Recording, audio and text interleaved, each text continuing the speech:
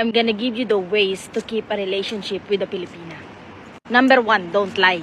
Filipina used to grow up watching Detective Conan. So if you lie, we are detector. We can detect it. We can detect, Shuhada.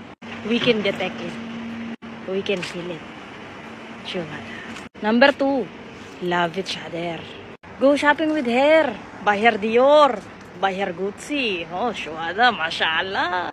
Or like sing her a song.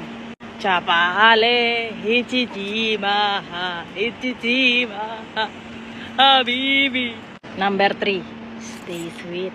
If you are sweet to her, she'll gonna be more sweet to you. She'll gonna cook for you. Be the sugar. Not the white, but the brown sugar. Shuhada. Number 4, keep the communication open. If she asks you, where are you? Just say it. You're with your another girlfriend. Shuhada.